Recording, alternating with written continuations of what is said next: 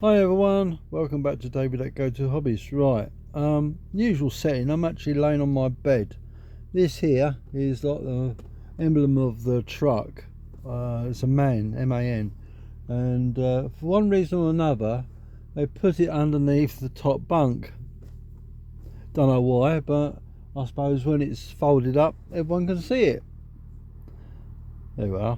I'm not bothered. Anyway, the reason for the video is to say thank you to the comments I've received, and if you're not a subscriber, please subscribe, but if you are, thank you very much. I want to be honest with you. I've been doing this 41 years. I've had good bosses and I've had bad bosses and I've had mediocre bosses, and good bosses I'm far and few between, as you know, you probably yourselves. I used to run my own company until they'd done the dirty on me. That's a story for another day. But what I'd like to say is this: yeah, there is good bosses out there, and the way I see it is they do look after their employees, which is nice. It's just a shame. It's just a shame that not every boss is the same. Unfortunately, I've been shafted so many times, and I'll be honest with you. A few times, it's reduced me to tears. The stress of what I've been through in this job. I wouldn't say it's a good job, but okay, let's be honest with you, and that is, in certain circumstances, that pressure is applied, and then you're made to feel that you've got to do it. It can be a good job. It can be a fantastic job if you've got a company that does planning right. It is a good company that looks after their employees and treats them fairly. I'll give you just a little thing. Right, in this truck I've got curtains that I pull round. I asked the boss for some more clips because I took the curtains down, I washed them, right? And then I hanged them back up. But the problem is with the clips, what tends to happen, they perish, yeah? And they snap easy. So when you pop them back, they just break off. Unfortunately, I've probably had about a dozen or so break, and I've got sort of big gaps in the curtain where they hang down, which is a nightmare. I asked him if he'd buy some more. No. What else did I asked him for? I asked him for the unit to be regassed. I've been waiting 3 months, and that's how long I've been waiting for him. What else have I asked him? On Sunday, I think, was it Sunday? Yeah, last Sunday.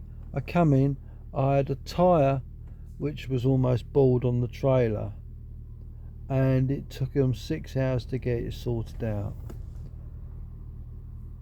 I've been accused of something I haven't done. I've been accused of costing him money. Directly, if it was my fault, I'd hold my hand up. I'd admit to it. But I don't think it's all my fault. I feel that he's just using me as a scapegoat. I am looking for another job. I've got 2 interviews. But I don't want to sort of leave on bad terms. And when I say leave on bad terms, just say, right, I'm not coming back next week. I'm old school. I wouldn't like it done to me, and I don't want it done to. I wouldn't do it to them. But one of the last straws were, is that he lost money on a job because I was late there. And not only that, the load wouldn't fit on the trailer, which is not my fault. I got held up, unfortunately. I can't remember all the exact details, but I got held up. When I got there, it wouldn't fit on, so it was pointless. All right. That was when he said he had probably charged me for the cost of the lost money. I thought that was one of the last straws in the last nail in the coffin. It's other little things, silly little things that all mount up, which piss me off. Why am I telling you this? Because I'm being honest. It is another little thing, right? Is I go into work on a Sunday. I don't get paid for it, but I do it to make my job easier on the Monday, because I've got to drive a long way on Monday, and to put myself under undue pressure and stress and make myself very tired. I drive 3 hours on a Sunday at my own. I don't get paid for it. I do it out my own because I want an easier life on the Monday. It's a flipping long way. It's a good 9 hours. And the trouble is, as you get older, you can't do what you used to do when I was 26. I could stay awake in my lunch break. But as you get older, you get aches and pains. So I try to go to sleep, but the pains keep you awake, don't they? And I'm going to get an early night tonight. I'll probably get up about 6 o'clock in the morning, toodle off to Nottingham and do my delivery. But it's the little things, the lack of maintenance. Well, the things are getting done, but it's the silly little things. You ask and ask and ask, and I've given up in the end. It's like there's a fault on the unit. I've given up telling them about it because nothing gets done. And you think to yourself, if they don't bother, why should you bother? It's like I said about the tyre. That should have been picked up ages ago. Not left to when I was going to drive up to and park up 3 hours later, which cost me 6 hours, which I was doing it out of my own back. So I actually lost about 10 hours of my Sunday because they didn't get the tyre sorted out in the first place. Let me just change around a bit. It's getting a bit of a neck ache sitting here. Oh dear, excuse me. Oh, aches and pains are getting old, eh? But the whole point is, and that is fairness, isn't it? And understanding and consideration. All the qualities you'd expect from an employee and employer. But when it doesn't work together and the penny pinch, there's an old saying what I will use, and you can't shine shit. With all the good intentions in the world, if you haven't got the equipment to do the job with, you're banging it against the wall, and then in the end, you end up costing yourself a lot of money, or him a lot of money, to get something sorted out on his vehicles. Where if you bought something half decent in the first place, or hired a unit. But I don't know what's happening. Is he running it on a shoestring? Quite possibly. Is he getting all the work, but he's charging very little, doing a lot of work, but earning peanuts? I really don't know. I'm not in his shoes. And the way I see it is this. The difference is, when I have my own company, and all the things that goes with running a company, the method statement, the risk assessment, insurance, tax, public liability, certificates of insurance, all this rigmarole, and getting the work in, employees, it's not easy. But one thing I learned about running your own business, that's this, and this is going to maybe help you. When you're actually running a company, when you pay someone a wage, or when you have to buy equipment for your company or your machine or whatever, or fuel for your vehicle, that is classed as an expense. That expense goes against your tax that you pay HMRC. So what I'm saying to you is this.